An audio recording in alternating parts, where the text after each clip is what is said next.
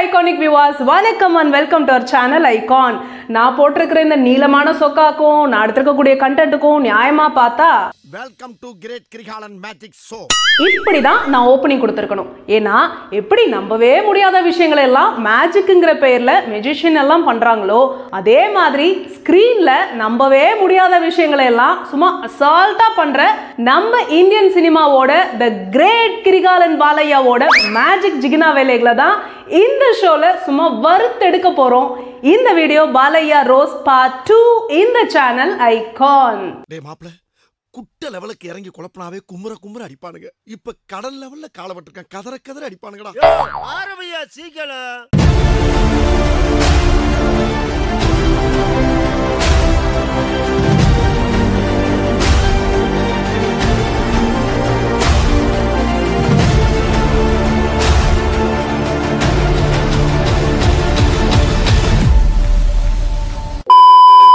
Hi மக்களே, ஒரு சின்ன ஷவுட் அவுட். எந்த ஒரு கெமிக்கலும் இல்லாமல் நேச்சுரலாக ஸ்கின்னை க்ளோவாக வச்சுக்கணும்னு நினைக்கிறவங்களுக்கு ஒரு சூப்பர் சாய்ஸ் தான் விஜிஸ் ஹோம்மேட்ஸ் அவங்களோட நேச்சுரல் மேஜிக் சோப். ஸ்கின்னை டேமேஜ் பண்ணுற எந்த ஒரு கெமிக்கலும் கலக்காமல் தேங்காய் எண்ணெயோட நேச்சுரல் ப்ராடக்ட்ஸ் கலந்து கிட்டத்தட்ட 6 வெரைட்டிஸான நேச்சுரலான ஹோம்மேட் சோப்ஸ் தயார் பண்ணுறாங்க. உங்களுக்கும் அந்த மேஜிக் சோப் வேணும்னா கீழே இருக்கிற நம்பருக்கு கால் பண்ணுங்க. இந்த நம்பரை டிஸ்கிரிப்ஷன்லையும் நான் கொடுக்குறேன், யூஸ் பண்ணிக்கோங்க. இப்போ போய் வீடியோவை என்ஜாய் பண்ணுங்க. என்ன இருந்தாலும் போன வீடியோவில் நாங்கள் பாலையாவை வைக்கோலாசை போடுற மாடு மாதிரி சாப்பிட்றாருன்னுலாம் சொல்லியிருக்க கூடாதுங்க. ஃப்ளாஷ்பேக்ங்கிறது இட்லி, அதுக்கு எதுக்கு வைக்கோல் ஆசை போடுற சென மாடு மாதிரி இப்படி ஒரு ரியாக்ஷன் தான் தெரியல.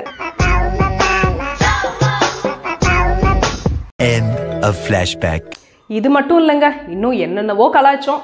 அதெல்லாம் பார்க்கணும்னா கீழே டிஸ்கிரிப்ஷன்ல லிங்க் கொடுக்குறோம், போய் பாருங்க. எனக்கு வேலை இருக்கு. ஆனா அப்படியெல்லாம் பேசினதை நினைச்சு ரொம்ப ஃபீல் பண்ணோங்க. கிரேட் குரு. கிரேட் தான். பின்ன இவ்வளோ பெரிய ஸ்போர்ட்ஸ் பிளேயர் அவரு. என்னடி சொல்ற? நீ என்ன சொல்ற? ஆமாங்க, மனுஷன் துப்புர ஸ்போர்ட்ஸ்ல பெரிய பிளேயர். நம்மளன்னா பாருங்க. பாவம், அதுக்கு தான் மனுஷன் வாயை அந்த சொழட்டி சாப்பிடும் போது கூட பிராக்டிஸ் பண்ணிருக்காரு. கழுதைய நான் தான் தப்பா புரிஞ்சுக்கிட்டேன். கிரிக்கெட் பால் த்ரோ பாத்துருக்கு, ஜாவ்லின் த்ரோ பாத்துருக்கு, ஷார்ட் புட் த்ரோ பாத்துருக்கு, அதுன்னு எச்சு த்ரோ பண்ணி விளையாடுறது. நல்லா பாருங்க, எங்க தலைவன் ஒன்னும் எச்சு துப்பல, துப்பாக்கி குண்ட துப்புறாரு. வாயால வடை சுட்டு பாத்திருப்பீங்க, வாயால பாம்பு சுட்டு பாத்திருக்கீங்களா? இங்க பாருங்க. புல்லட்ஸ்.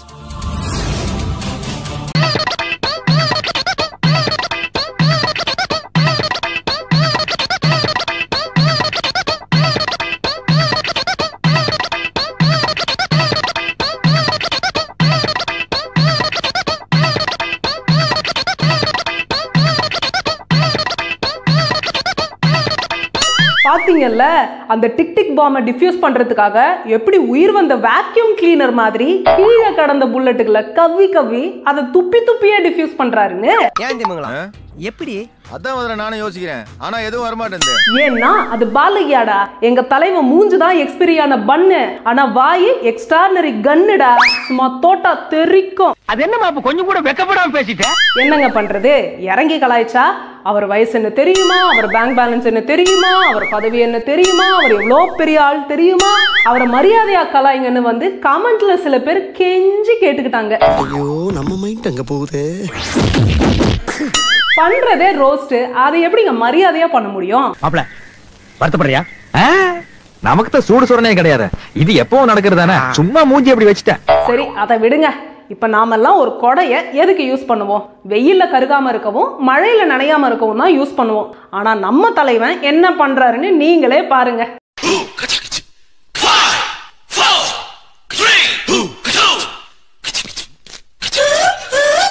அதுலயும் அந்த டாடா காட்டத்தை பாருங்களேன், என்னமோ தீம் பார்க்ல ரைட் போற ஸ்கூல் பிள்ளைங்க மாதிரி. அடியே, டாடாவா காட்ற? இருடி, ஒரு நாளைக்கு ஒண்ணு பெட்ரோல் ஊத்தி பொறுத்திடுறேன். சரி, ஏதோ சின்னஞ்சிருசு இளரத்தம், அதான் பாவம் அறியா புள்ள தெரியாம பண்ணிட்டாருன்னு பார்த்தா வேளைக்கு சுகர் மாத்திரை போடுற வயசுலயும் அதையே தான் பண்றாரு. ஆனா இப்ப கொடை இல்ல, வேற ஐட்டம் பாருங்க.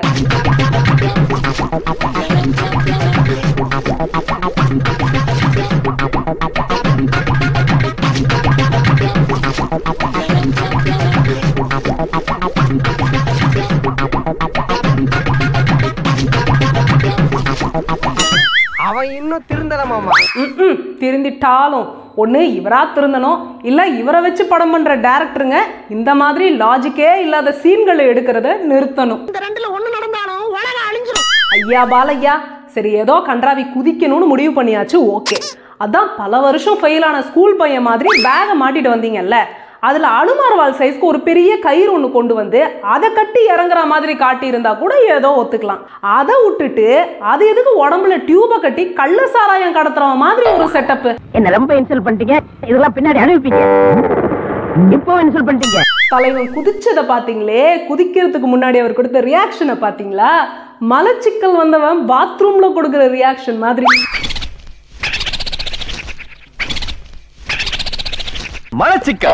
மலச்சிக்கல் மனுஷனுக்கு பலச்சிக்கல். பில்டிங் மேல இருந்து குதிக்கிறதுக்கே கள்ள சாராய கடத்தல்காரன் கெட்ட போட்ட நம்ம தலைவன் ஹெலிகாப்டர்ல இருந்து குதிக்கிறப்ப என்ன பண்ணாருன்னு தெரியுமா? அந்த கொடுமையை நீங்களே பாருங்க.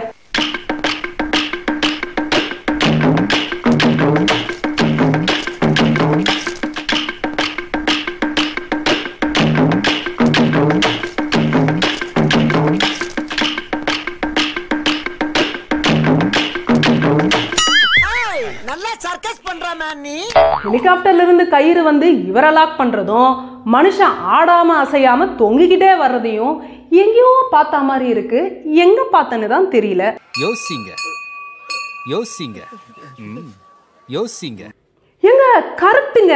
இந்த பெரிய பெரிய மால்லலாம் கிட்ஸ் ஜோன்ல பொம்மை எடுக்கிற மெஷின் இருக்குமே, கிளா மெஷின், அதுங்க. என்ன அந்த மெஷின்ல அழகழகான பொம்மைங்க எடுப்பாங்க, இதுல சுமார் ரக சூனிய பொம்மை எடுக்கிறாங்க, அவ்வளவுதான் வித்தியாசம்.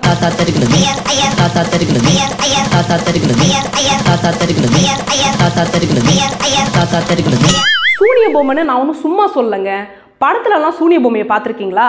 மந்திரவாதி ஊசியாலேயே பச்சக்கு பச்சக்குன்னு குத்துவான், ஆனா அதுக்கு எதுவுமே ஆகாது, அதாலதான் அடுத்தவனுக்கு ஆகும். அந்த மாதிரி தான் ஒரு படத்துல வாழைப்பழத்துல ஊதுவத்திய சொருகி வைக்கிற மாதிரி வில்லன் குரூப் நாலா பக்கமும் கத்தியால சொருகியும் நம்ம சுமார் ரக சூனிய பொம்மைக்கு ஒண்ணுமே ஆகாது.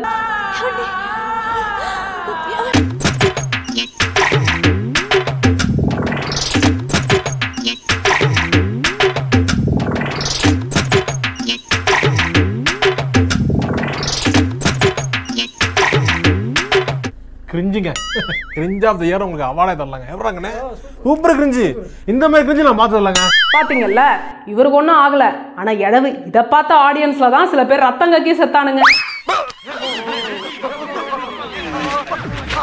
சரி, அது கூட ஏதோ மெலிசா ஈட்டி மாதிரி குத்துனாங்க, அதனால மனுஷனுக்கு ஒன்றும் ஆகலன்னு வச்சுப்போம். ஆனா கோடாளிகளுக்கு வந்த கொடுமை என்ன தெரியுமா? பாருங்க.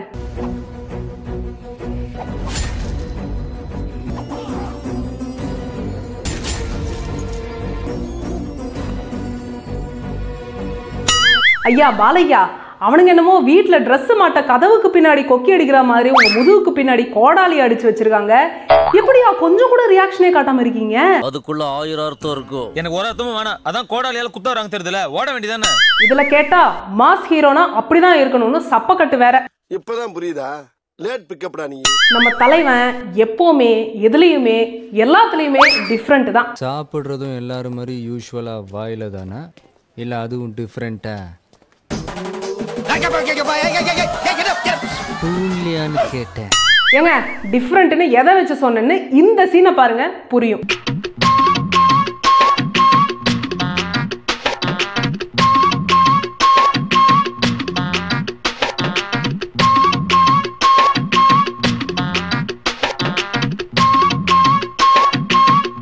எப்படி பாத்தீங்கல்ல என் தலைவனை? பின்னாடி ஹீரோயினை துரத்திட்டு போறவனுங்கள முன்னாடி திரும்பி அவங்களுக்கு பின்னாடி சுடாம பின்னாடி இருந்துகிட்டே கண்ணாடியில பார்த்து எப்படி வில்லன்களை பின்னாடியே சுட்டாருன்னு எனக்கும் புரியல. அட, பின்னாடி திரும்பாமையே எப்படி சுட்டாருன்னு பாத்தீங்களான்னு கேட்டேன். ஓ அப்படியா விஷயம்? அதனால என் தலைவனுக்கு எவனோ கழுத்தாமட்டிலேயே போட்டனால கழுத்து வலின்னு நினைச்சிடாதீங்க. பின்னாடி திரும்பாம சுட்டதுதான் சம்திங் டிஃபரெண்ட், புரியுதா? சுடுறதுல மட்டும் இல்லங்க, டீ சூடு பண்றதுலயும் எங்க தலைவன் டிஃபரெண்ட் தான். ஸ்டவ்வுக்கு பதில் ஸ்டொமக்க தான் அடுப்பாவே யூஸ் பண்ணுவாரு, பாருங்க.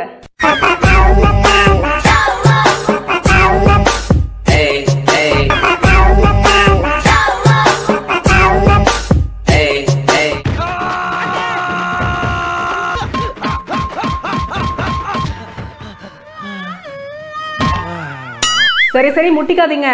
அப்புறம் ஒரு விஷயம், நீங்களும் எங்க தலைவன் மாதிரி எதுனா சம்திங் டிஃப்ரெண்டா ட்ரை பண்றேன்னு எவன் வயித்தையாவது அடுப்பாக்கிறாதீங்க.